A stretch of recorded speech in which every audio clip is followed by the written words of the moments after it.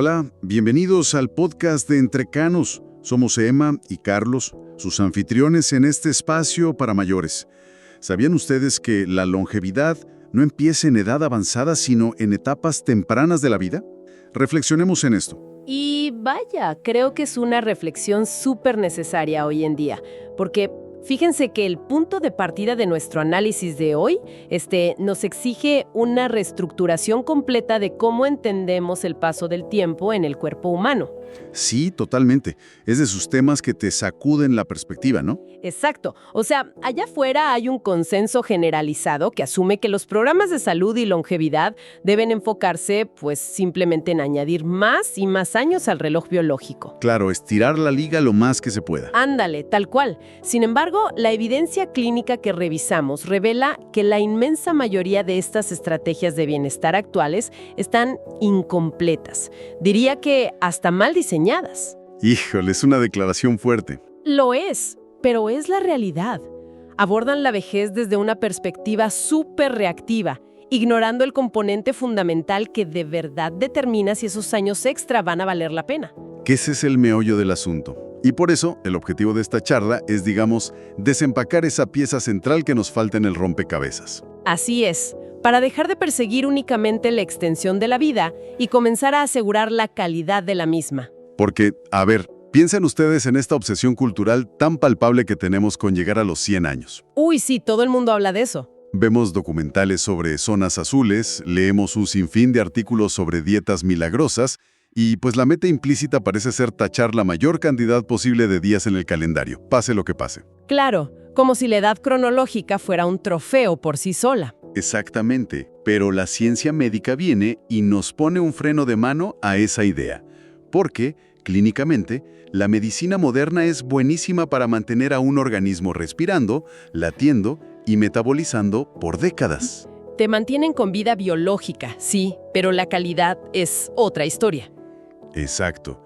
El gran problema radica en que extender la vida biológica no garantiza para nada la capacidad funcional.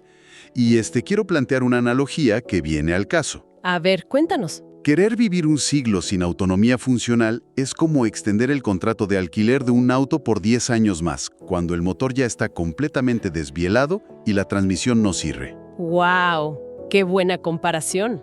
O sea, el vehículo sigue ahí estacionado en tu entrada, legalmente es tuyo por una década más, pero... Pero no te lleva a ninguna parte. Tal cual.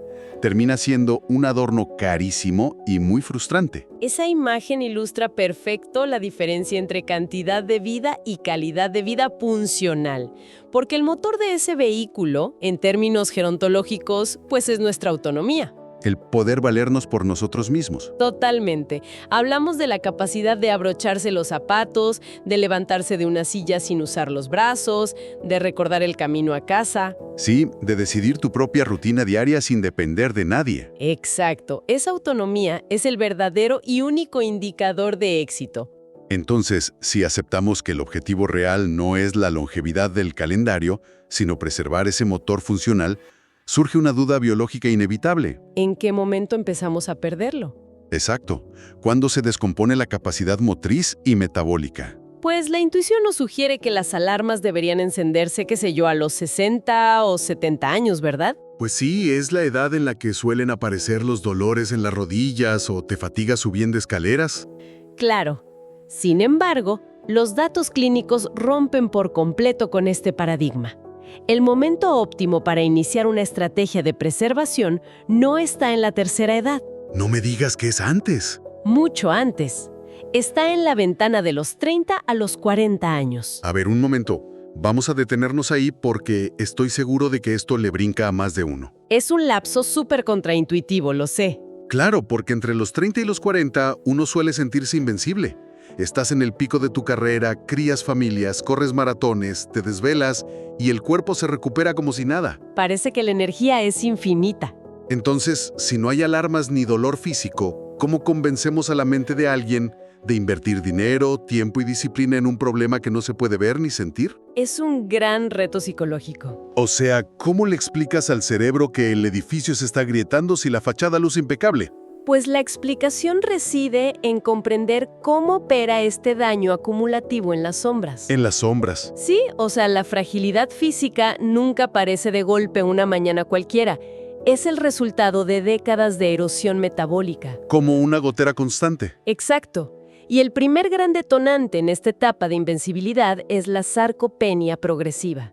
A partir de los 30 años, el cuerpo humano comienza a perder entre un 3 y un 8% de su masa muscular por década. ¡Qué barbaridad! O sea, echando números, una caída del 3 al 8% implica que al llegar a los 60 años pudiste haber perdido casi una cuarta parte de tu tejido muscular. Y sin darte cuenta, porque muchas veces ese peso se reemplaza con tejido adiposo, con grasa. Claro, te subes a la báscula y pesas lo mismo. Exactamente. Y el verdadero peligro es que el músculo no es solo para levantar objetos pesados, es tu órgano metabólico más grande. Es, digamos, como la esponja principal que absorbe la glucosa de la sangre, ¿cierto? Así es. Al reducirse el tamaño de esa esponja muscular, pues el azúcar de tu dieta pierde su lugar de almacenamiento. Y se queda flotando en el torrente sanguíneo. Lo que obliga al páncreas a segregar cantidades cada vez mayores de insulina para forzar la entrada de esa energía en las células. Y ahí entra la famosa resistencia a la insulina. Exacto. Este estado crónico desencadena el siguiente problema silencioso, que es la inflamación sistémica de bajo grado. Si retomamos la mecánica de esto, cuando el azúcar no tiene a dónde ir en la sangre, actúa casi como si fueran microscópicos fragmentos de cristal. Raspando el interior de los vasos sanguíneos, sí. Y el sistema inmunológico detecta ese daño y responde con inflamación. Es como tener un pequeño incendio forestal dentro del cuerpo que nunca se apaga por completo. ¡Qué buena imagen! Ese incendio constante daña las paredes endoteliales, acelera el envejecimiento celular e interfiere con tus hormonas, provocando un descenso progresivo. Todo un efecto dominó negativo. Totalmente. La suma de perder músculo, la resistencia a la insulina, esta inflamación crónica y el desbalance hormonal confluyen en agotar algo llamado la reserva funcional. Que entiendo que funciona exactamente igual que una cuenta de ahorros para emergencias, ¿no? Tal cual. Una cuenta biológica. O sea, si en tu juventud cuentas con un 100% de liquidez biológica y sufres una infección severa, eso te resta un 20% de la cuenta. Te queda un 80%, tu cuerpo absorbe el impacto y sigues adelante. Esta inflamación silenciosa, ese mismo impacto del 20% te deja en la quiebra. Te deja al borde de la quiebra física total. Todo lo que ocurre en esa etapa de los 30 donde nada duele está determinando el saldo de esa cuenta. Híjole, es fascinante y aterrador a la vez. Lo es, pero antes de explorar quién es el especialista médico realmente capacitado para leer estos indicadores y cómo se puede revertir este proceso a cualquier edad, hagamos un espacio para nuestra comunidad. Tienes toda la razón. Antes de ver las soluciones, queremos asegurar que esta información llegue a quienes más la necesitan. Si este análisis les está haciendo replantear su propia estrategia de salud, los invitamos a suscribirse a este podcast en su plataforma favorita. Sí, por favor, suscríbanse y compártanlo. ¿De verdad? Si conocen a personas en esa ventana de los 30 y 40 que se sienten biológicamente invencibles o adultos mayores buscando retomar el control de su autonomía, mándenselos. Esta charla podría cambiarles el panorama por completo. Totalmente. Y bueno, retomando la necesidad de detectar este desgaste invisible, nos topamos con un paradigma médico sumamente interesante. A ver, cuéntanos. Si todo este daño celular comienza a gestarse de forma imperceptible, la medicina preventiva tradicional suele pasarlo por alto en los chequeos anuales. Porque tus laboratorios salen dentro del rango normal. Exacto. Y aquí es donde entra en juego una figura crucial y a la vez profundamente incomprendida en el diseño de programas de longevidad: el geriatra. La afirmación de nuestra fuente que más acude es que cualquier programa de longevidad que excluya al geriatra está fundamentalmente mal diseñado. Mal diseñado desde la raíz.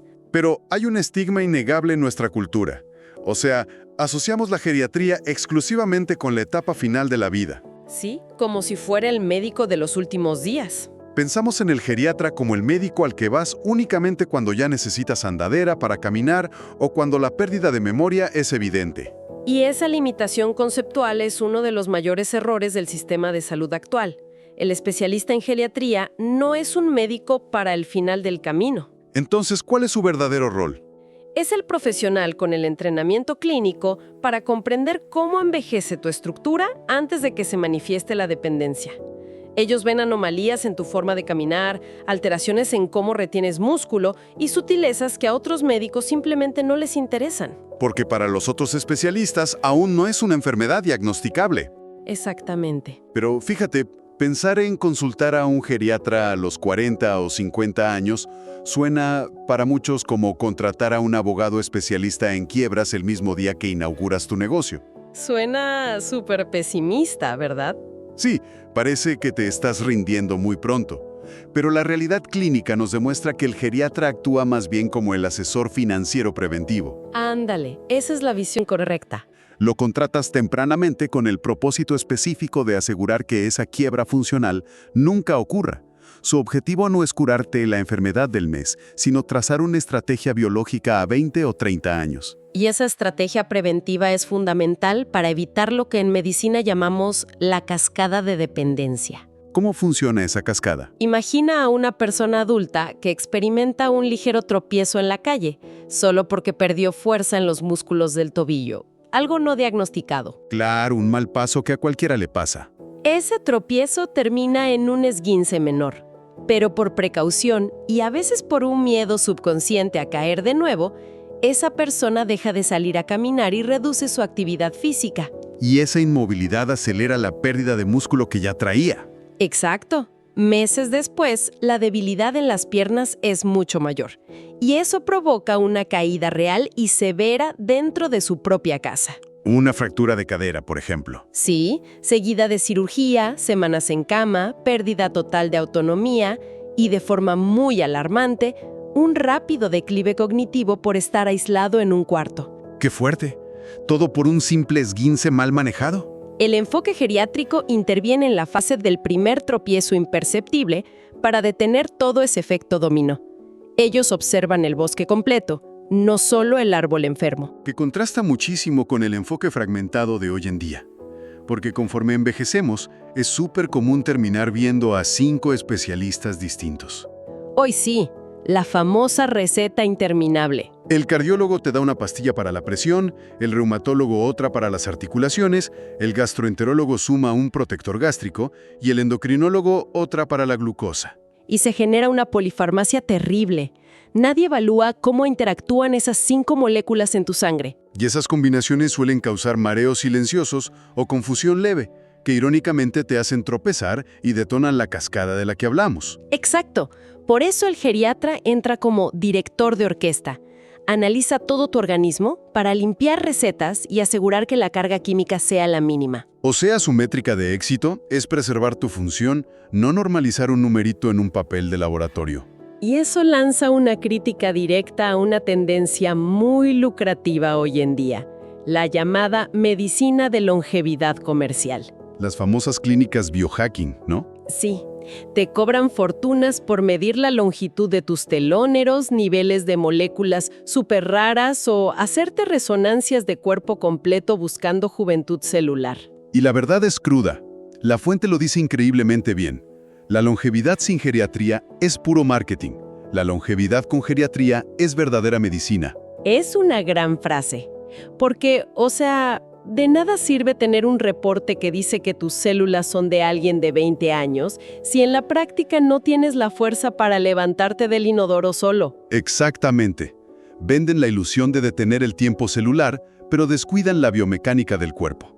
Sin embargo, sé que aquí surge una preocupación válida para quienes nos están escuchando. Claro, muchos ya superaron esa ventana de prevención óptima de los 30 y 40 años. Sí, la mayoría de nuestra comunidad aquí en Entrecanos está en la 5ª, 6ª o 7ª década de su vida.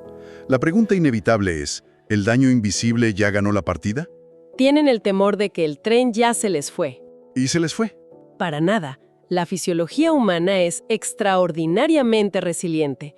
La biología dicta que nunca, escuchen bien, nunca es demasiado tarde para intervenir. Qué gran alivio saber que el reloj no está en ceros. Claro. Si inicias a los 30, construyes un rascacielos con cimientos profundos. Pero si empiezas a los 60, tu objetivo se adapta estratégicamente. Se trata de reforzar y blindar la estructura que ya existe para que resista las tormentas del futuro. Exacto. Retomando tu analogía, si la fragilidad es como una fuga en tu llanta, todavía la podemos parchar y volver a inflar. Perfecto. ¿Y cómo la parchamos? ¿Cuáles son esos pilares clínicos de este plan de acción? El primer bloque se aleja por completo de los típicos consejos de comer sano. Entramos a la nutrición estratégica geriátrica, ¿En qué se diferencia? en que al envejecer desarrollas algo llamado resistencia anabólica. Los receptores de tus células que construyen músculos se vuelven sordos. O sea, consumir la misma cantidad de pollo o proteína a los 60 que a los 20 ya no te hace el mismo efecto. Cero efecto. El umbral para construir músculo sube muchísimo. Necesitas dosis de proteína mayores y más específicas, ricas en un aminoácido llamado leucina. Que actúa como la llave química para encender el motor, ¿verdad? Ándale. No basta con cenar pura ensalada. Necesitas la materia prima exacta para combatir la pérdida muscular. Bien, ese es el primer pilar. Pero supongo que una vez que asimilas esa proteína, el cuerpo necesita una razón para usarla. Claro, y ahí entra el segundo pilar, que es el entrenamiento físico. Pero, ojo, no cualquier movimiento. Salir a caminar es excelente para el corazón, pero es insuficiente para revertir este desgaste. O sea, no basta con la caminata diaria. No, el factor clave aquí es el entrenamiento de fuerza y resistencia. Levantar pesas, usar ligas de resistencia, ¿todo eso? ¿Sí? Porque cuando sometes tus músculos a cargas pesadas, generas microdesgarros en las fibras. Tu cuerpo va a reparar esos desgarros construyendo un músculo más denso y fuerte. Y el beneficio no se queda solo en el músculo, entiendo. Para nada. Hay un principio biomecánico maravilloso que dice que el hueso se remodela por la tensión física. Al cargar peso, estimulas las células de tus huesos y mejoras drásticamente tu densidad mineral. Previniendo fracturas catastróficas. Sin exagerar, el entrenamiento de fuerza es la medicina más potente que la ciencia geriátrica te puede prescribir. ¡Wow! Pero esta reconstrucción muscular no ocurre en el gimnasio, ¿o sí? No ocurre mientras levantas la pesa.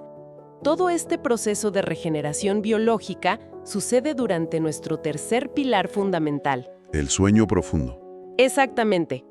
Y el sueño hace muchísimo más que solo descansar los músculos. De hecho, a nivel neurológico, el sueño es un mecanismo de limpieza impresionante.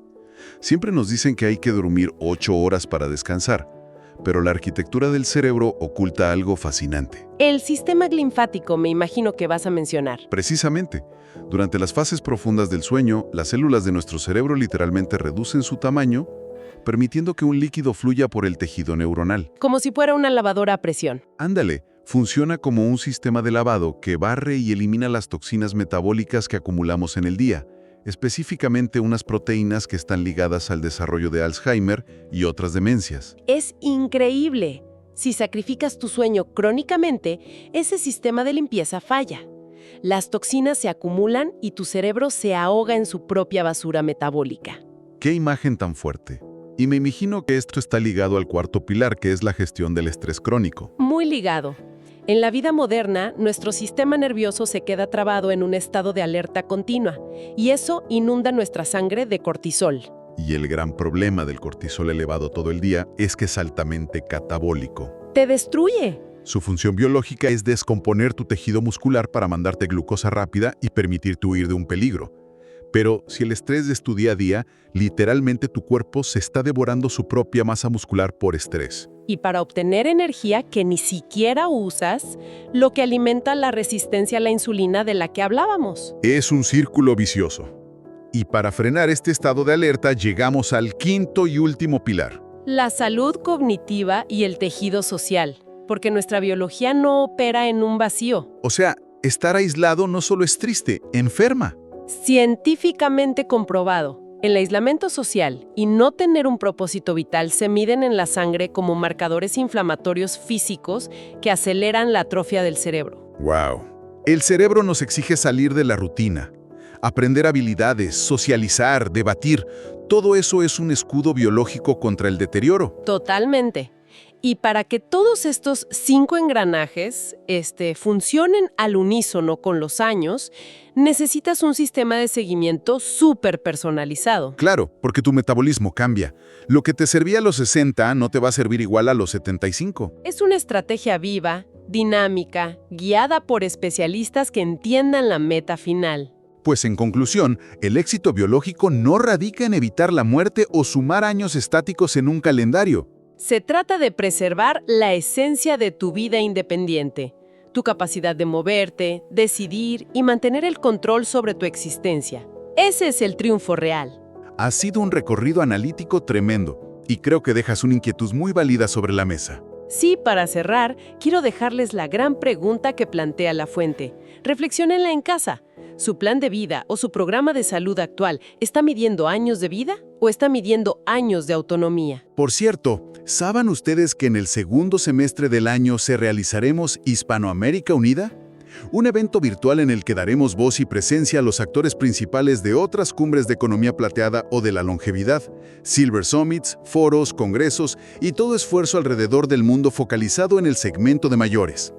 ¿Les interesa conocer lo que han identificado en otros países, sus aciertos, avances, mejoras y todo aquello que incide en nuestras economías? Los invitamos a seguirnos en nuestras redes para mantenerse informados. Gracias por escucharnos. Hasta la próxima. Saludos, entrecanos.